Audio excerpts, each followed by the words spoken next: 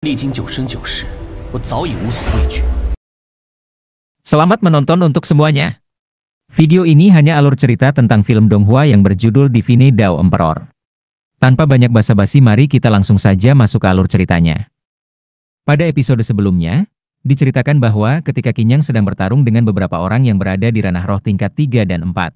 Ye Ziqing dan Ling Xiaofei juga sedang diserang oleh dua master formasi spiritual tingkat 1. Dan karena serangan dua master formasi spiritual itu, Ye Ziqing dan Ling Xiaofei terluka. Ling Xiaofei mulai menangis ketakutan. "Kalian cari mati!" Ekspresi Qin Yang berubah dingin. Namun sebelum dia bisa menerjang, beberapa pria berbaju hitam menghadangnya dengan tubuh mereka sendiri. Dia dengan mudah membombardir mereka, tetapi waktunya terbuang sia-sia. Ye Ziqing semakin banyak mengalami luka berdarah. "Sialan!" Qin Yang berlutut, meletakkan kedua tangannya di tanah.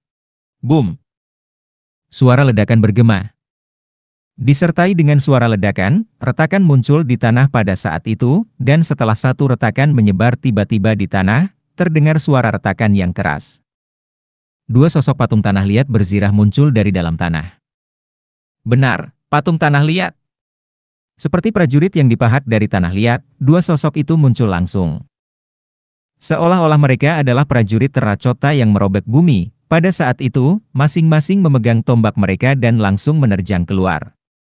Kecepatannya sangat luar biasa, dua sosok prajurit terracota itu langsung mendekati dua guru spiritual, Liu Han dan Zhan Hao. Peuci Peuci. Dua suara terdengar pada saat itu. Dada kedua guru spiritual itu ditembus oleh tombak, dan mereka menatap darah yang mengalir dari dada mereka dengan ketidakpercayaan. Bagaimana bisa? Bahkan saat sekarat, mereka masih tidak bisa mempercayainya. Apa yang sebenarnya digunakan Qin Yang? Dia benar-benar memanggil dua prajurit terracota yang sangat kuat dari dalam tanah dan langsung menerjang mereka. Tidak ada waktu untuk bereaksi sama sekali. Bang-bang. Dua sosok itu jatuh ke tanah, dan dua patung tanah liat itu langsung menerobos ke dalam formasi roh, membawa Ye Ziqing dan Ling Xiaofei keluar. Qin Yang GG. Kamu baik-baik saja? Melihat mereka berdua, mata Qin Yang sedikit melembut. Maaf. Ye Ziqing menundukkan kepalanya dengan rasa malu. Qin Yang hanya memintanya untuk melindungi Ling Xiaofei, tetapi siapa sangka pada akhirnya, Qin Yang masih harus melindungi mereka berdua. Tidak apa-apa. Qin Yang tersenyum ringan, aku ingin melihat siapa sebenarnya orang-orang ini. Mata Qin Yang berkilat tajam, menatap langsung ke pemimpin pria berbaju hitam itu. Mundur. Ayo mundur. Melihat pemandangan ini, pemimpin pria berbaju hitam itu pucat dan berkeringat di dahinya. Dua guru spiritual tingkat 1 langsung dibunuh oleh Qin Yang. Sekarang, orang ini benar-benar tidak bisa dilawan. Selain itu, dua prajurit terracota yang muncul itu benar-benar sangat kuat. Kamu pikir bisa lari? Saat itu, Qin Yang berjongkok di tanah, menepukkan tangannya lagi, dan satu persatu segel spiritual langsung menghilang di sepanjang tanah. Bang! Bang! Dalam sekejap, dua sosok prajurit terracota lainnya menerobos tanah lagi. Dengan suara gemuruh, pemimpin pria berbaju hitam itu langsung ditangkap oleh salah satu dari mereka dan dilemparkan kembali. Plop! Ia jatuh di depan kaki Qin Yang. Kain penutup wajahnya tersingkap pada saat itu. Qi Dongming. Melihat wajah panik itu, Ye Ziqing pun terkejut. Kau mengenalnya? Ya, di ibu kota Kekaisaran Beiming, ada 10 pengawal kekaisaran dan beberapa komandan. Ayahnya adalah salah satu komandan pengawal kekaisaran. Ayahnya bernama Qi Wei. Aku mendengar bahwa secara diam-diam, dia telah berpihak pada pangeran ke-6, Ming Che. Mata Qin Yang langsung menjadi dingin setelah mendengar ini. Ming Che. Boom. Dengan satu tendangan, Qin Yang langsung menginjak dada Qi Dongming. Darah bercampur dengan isi perutnya langsung dimuntahkan saat itu juga. Mencoba membunuhku? Qin Yang menatap Qi Dongming, tersenyum ringan dan berkata, Ming Che terlalu meremehkanku. Setelah kata-kata itu jatuh, langkah kaki Qin Yang semakin berat. Kau? Bagaimana mungkin kau bisa memanggil Xuan Mingwei yang sudah mati? Qi Dongming berkata dengan ekspresi ketakutan, Xuan Mingwei adalah pasukan penjaga yang dibentuk oleh Kaisar Ming Yuan, Kaisar pertama Kekaisaran Bei Ming. Mereka tak terkalahkan. Bagaimana mungkin kau? Kau tak perlu tahu itu. Qin Yang berkata dengan tenang, yang perlu kau tahu hanyalah bahwa kau akan mati, itu saja. Kau tidak bisa membunuhku. Qi Dongming berteriak, aku adalah putra Komandan Qi Wei, seorang centurion dari pengawal kekaisaran. Paf. Namun, sebelum Qi Dongming selesai berbicara, Qin Yang menendangnya, dan dia jatuh tanpa daya.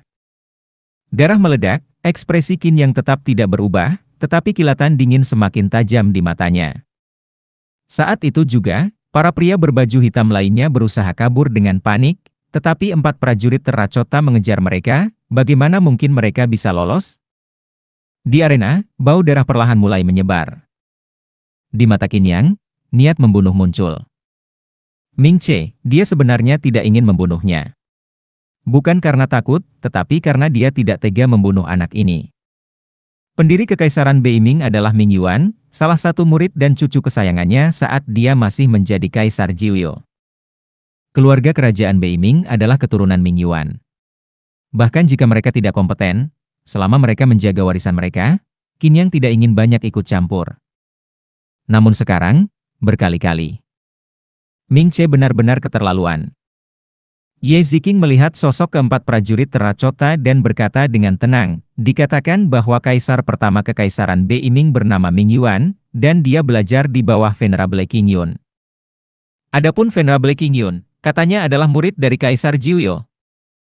Bagaimanapun juga, Kaisar Ming Yuan adalah murid dan cucu dari Kaisar Jiuyo, dan dikatakan bahwa ketika kota Bei Ming dibangun, Kaisar Jiuyo sangat mencintai murid dan cucunya sehingga dia membangun sebuah formasi. Formasi ini disebut formasi Xuan Ming. Itu bisa memanggil Xuan Mingwei untuk bertarung.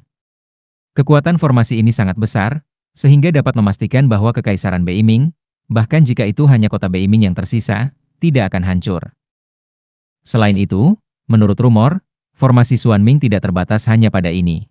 Seperti yang kamu katakan, itu hanya rumor.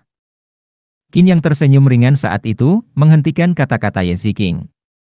Namun, saat ini, Ye Ziqing sama sekali tidak bisa melihat yang ada dalam benak Qin Yang. Kemunculan prajurit terracota Xuan Mingwei sangat aneh. Dengan satu tepukan telapak tangannya, keempat sosok itu perlahan menghilang dan lenyap sepenuhnya.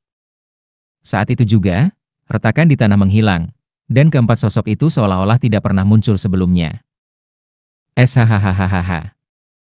Saat itu, suara siulan tiba-tiba terdengar. Ye Ziqing mengangkat pedangnya, melihat ke depan, dan menjadi waspada. Brother Qin. Sheng Xinrui bergegas dengan belasan sosok lainnya dan langsung merasa lega melihat Qin Yang baik-baik saja. Di sisinya, Sheng Dengfeng tampak sangar dan penuh kewaspadaan, menatap sekeliling dengan tajam. Bang! Sheng Xinrui menerima satu pukulan di kepalanya. Bocah bodoh, otak babi! Sheng Dengfeng mengomel, Tuan Tua Su Yuanshan ingin menyerang Tuan Qin di siang hari. Apa kau tidak tahu? Sudah larut malam, dan kau membiarkan Tuan Qin pergi sendiri. Aku pikir kau benar-benar cari masalah. Saat Qin Yang mengerutkan kening dan berkata, bereskan mayat-mayat ini. Namun, saat itu juga, tiba-tiba terdengar suara plop. Nona Ye. Sheng Xinrui terkejut. Wajah Ye Ziqing tiba-tiba menjadi pucat, tubuhnya melemah, dan dia langsung jatuh ke tanah. Qin Yang dengan cepat maju untuk membantunya, dan ketika dia melihatnya, ekspresinya sedikit berubah, racun. Di dalam formasi itu ternyata ada gas beracun. Wajah Qin Yang sedikit muram, lalu berkata, kita kembali ke Pavilion Shengdan. Oh, baik, baik. Ayah dan anak, Sheng Dengfeng dan Sheng Xinrui, langsung sibuk mempersiapkan sesuatu. Qin Yang mengangkat Ye Ziqing, masuk ke Pavilion Shengdan, dan langsung menuju ruang alkimia. Carikan aku sebuah tong kayu, serta rumput 5 rasa, jamur kubis, rumput asap ungu. Qin Yang segera menyebutkan sekitar selusin bahan obat. Mendengar itu, Sheng Dengfeng tampak bingung dan bertanya, racun apa yang menyerang Nona Ye? Racun kodok Ziyuan. Kodok Ziyuan? Tubuh Sheng Dengfeng langsung melemas. Kodok Ziyuan adalah binatang roh tingkat 4. Selain itu, Racunnya sangat cepat dan ganas. Bahkan seorang ahli di ranah roh pun pasti akan mati tanpa sisa jika terkena racun ini. Mampukah Qin Yang mengatasinya? Untung racunnya baru menyebar, kalau terlambat 1 jam lagi, mungkin aku pun tidak bisa berbuat apa-apa. Qin Yang berkata dengan tegas, cepat siapkan bahan obat dan air. Oh oke. Sheng Dengfeng langsung memberikan perintah. Sementara itu, Sheng Xinrui buru-buru menarik Ling Xiaofei dan berkata, Brother Qin, Xiaofei juga terluka dan terkena racun. Dia baik-baik saja. Qin Yang berkata dengan santai, jangan khawatir, Xiaofei hanya mengalami luka luar. Biarkan Brother Sheng menggendongmu dan tidur nyenyak. Aku akan sibuk malam ini, biarkan Brother Sheng melindungimu, oke? Oke. Ling Xiaofei mengangguk dan berkata, Qin Yang gegek, tolong selamatkan Ziking gegek. Xiaofei tidak mau dia mati. Jangan khawatir, dia tidak akan mati. Qin Yang tersenyum ringan. Oke. Sheng Xinrui pun menggendong Ling Xiaofei dan meninggalkan ruang alkimia, tetapi hatinya dipenuhi dengan pertanyaan. Ye Ziking adalah seorang jenius dengan tubuh kekaisaran dan berada di tingkat 4 ranah lautan roh, namun tetap bisa diracuni oleh kodok Ziwan hingga nyawanya dalam bahaya. Ini pertama kalinya Sheng Xinrui melihat Qin Yang sangat serius, yang menunjukkan betapa ganasnya racun ini. Namun, Ling Xiaofei juga jelas terkena racun, jadi mengapa Qin Yang mengatakan dia akan baik-baik saja? Apakah ada sesuatu yang istimewa dari gadis kecil ini? Dia sama sekali tidak menyangka bahwa yang dia gendong adalah keturunan dari binatang suci. Jiuyo Suzaku, yang lahir dengan api Jiuyo, sama sekali tidak akan terpengaruh oleh racun kodok Ziwan. Paling buruk, racunnya hanya akan membuatnya mengantuk. Tak lama kemudian, Sheng Dengfeng telah menyiapkan semua bahan obat. Saat itu, Qin Yang menarik napas dalam-dalam dan berkata kepada mereka, keluar dulu, jangan masuk kecuali aku memanggil kalian. Baik. Ketika Qin Yang berkata begitu, Sheng Dengfeng tentu saja menurut. Bagaimanapun, dia sangat mempercayai kemampuan alkimia Qin Yang. Melihat sosok Ye Ziking yang terbaring di tempat tidur ruang alkimia, Qin Yang tersenyum pahit dan berkata, ibumu belum sembuh, tapi sekarang kamu malah terkena racun. Ini salahku, aku terlalu ceroboh. Qin Yang menghela napas, lalu mendekat dan perlahan melonggarkan pakaian Ye Ziking. Dan tubuhnya yang indah tampak jelas di depan Qin Yang, tetapi di mata Qin Yang, tidak ada niat lain. Dengan lembut menggerakkan telapak tangannya, jejak aura perlahan menyebar, menutupi permukaan lukanya. Tak lama, beberapa luka di tubuh Ye Ziking berhenti berdarah. Qin Yang lalu menoleh ke arah tong kayu. Saat itu, sekitar selusin bahan obat melayang di udara. Racun kodok Ziwan. Dengan satu gerakan telapak tangannya, api alkimia yang kuat perlahan menyebar. Dari bahan-bahan itu, muncul tetesan cairan beraneka warna. Qin Yang tidak berhenti, terus menyalurkan kekuatannya. Secara perlahan, tetesan-tetesan cairan itu masuk ke dalam tong kayu dan bercampur dengan air di dalamnya. Air dalam tong perlahan berubah warna. Tetapi setelah semua bahan bercampur, airnya kembali jernih. Hanya saja, terlihat lebih pekat dari sebelumnya. Qin Yang lalu dengan hati-hati mengangkat Ye Ziking. Maaf, Nona Ye. Qin Yang menarik napas dalam-dalam lalu memasukkan Ye Ziking ke dalam tong. Tubuhnya yang lembut tampak berkilauan di dalam air. Meskipun penuh luka, tetap terlihat menawan. Qin Yang segera mengalihkan pandangannya, melangkah mundur, lalu menggerakkan telapak tangannya untuk mengeluarkan api alkimia yang perlahan menghangatkan air di dalam tong. Waktu pun berlalu, hingga akhirnya tiba pagi hari. Ye Ziking merasa pusing dan tubuhnya menggigil sedikit, tetapi juga terasa sangat hangat. Saat membuka mata, ia merasakan telapak tangan yang ringan di pundaknya. Di hadapannya, ada seorang pria yang tertidur di tepi tong, dengan kepala sedikit tertunduk. Wajahnya terlihat bersih, dengan mata yang sedikit tertutup, dan suara napas yang teratur. Wajahnya cukup tampan, dan posisi tidurnya membuatnya terlihat begitu damai. Melihat Qin Yang yang sedang tertidur, Ye Ziking menggelengkan kepalanya sedikit. Kemarin, mengingat kejadian semalam, wajah Ye Ziking langsung memucat, lalu tiba-tiba ia tersadar.